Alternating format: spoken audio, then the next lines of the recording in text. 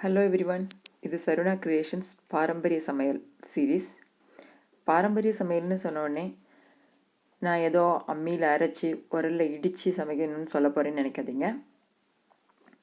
பாரம்பரியமாக நாம் சாப்பாட்டில் இருந்தது, நாம் அதை மறந்ததுனால நாம் இழந்தது, அதை மீட்டு கொண்டு வரணும் அப்படிங்கிற ஒரு சின்ன முயற்சி.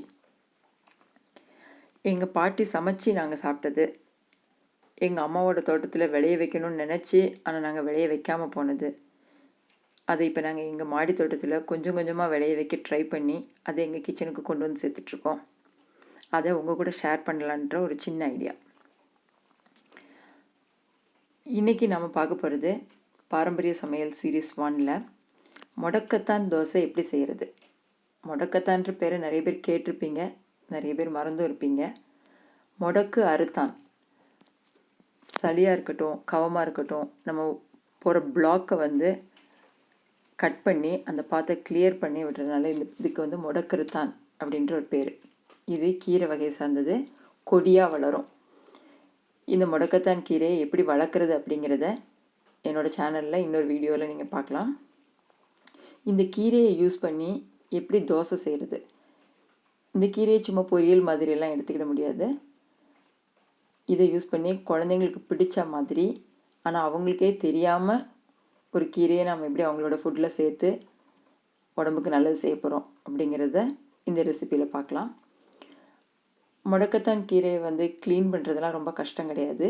அதை கொடியிலேருந்து இலையாக கிள்ளி ஒரு பவுல் எடுத்துக்கோங்க. அதை நல்லா வாஷ் பண்ணி தண்ணி இல்லாமல் எடுத்து வச்சுக்கோங்க. தண்ணி இருந்தாலும் பிரச்சனை இல்லை, நல்ல தண்ணியில் வாஷ் பண்ணியிருந்தோன்னா தண்ணியோட கூட எடுத்துக்கலாம். கீரை எடுத்து வச்சதுக்கப்புறம் இதில் 1 டீஸ்பூன் ஜீரகப்பொடி. ஜீரகம் உடம்புக்கு எவ்வளோ நல்லது நம்ம எல்லாருக்குமே தெரியும். அகம் உடம்பை சீராக வச்சுக்கிறதுக்காக ஜீரகம் சேர்க்குறோம். அது 1 ஸ்பூன். 1 ஸ்பூன் நல்ல மிளகு, குறுமிளகு தூள், இதை எடுத்துக்கணும். இதுவும் நம்ம சளி கவத்துக்கு ரொம்ப நல்லது. இதையும் எடுத்து மிக்ஸி ஜாரில் எடுத்துகிட்டு கொஞ்சமாக தண்ணி சேர்த்து நல்லா அரைச்சிருங்க. பேஸ்ட் மாதிரி ஈஸியாக அரைஞ்சிரும். இது தேங்காய் அரைக்கிற மாதிரி கஷ்டம்லாம் கிடையாது, ஈஸியாக அரைஞ்சிரும். அந்த பேஸ்ட்டை எடுத்து நம்ம ரெகுலராக யூஸ் பண்ணுற தோசை மாவில் மிக்ஸ் பண்ணிவிடுங்க. நிறைய தோசை மாவில் மிக்ஸ் பண்ணாதீங்க. டெய்லி டிஃபனுக்கு தோசை வார்க்கும்போது இதை இன்னொரு பவுலில் கொஞ்சம் தோசை மாவு எடுத்து வச்சு ஆளுக்கு 2 தோசை வர்ற மாதிரி எடுத்து வச்சு இந்த பேஸ்ட்டையும் அதோட மிக்ஸ் பண்ணி நல்லா மிக்ஸ் பண்ணி விட்டுருங்க.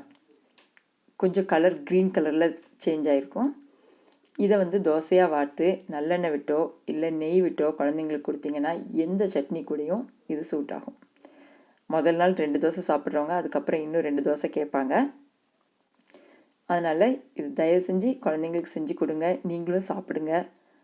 எங்கே முடக்கத்தான் கீரை கிடைச்சாலும் கொஞ்சமாக கிள்ளி இந்த ரெசிபியை செய்கிறதுக்கு தயங்காதீங்க. இது உடம்புக்கு செய்கிறது அவ்வளோ நல்லது. இந்த தோசையை ட்ரை பண்ணி பார்த்துட்டு பிடிச்சிருந்தா கமெண்ட் செக்ஷனில் சொல்லுங்கள். நான் அடுத்தடுத்த பாரம்பரிய ஃபுட்டோட நம்ம சீரீஸில் மீட் பண்ணுவோம். தேங்க்யூ.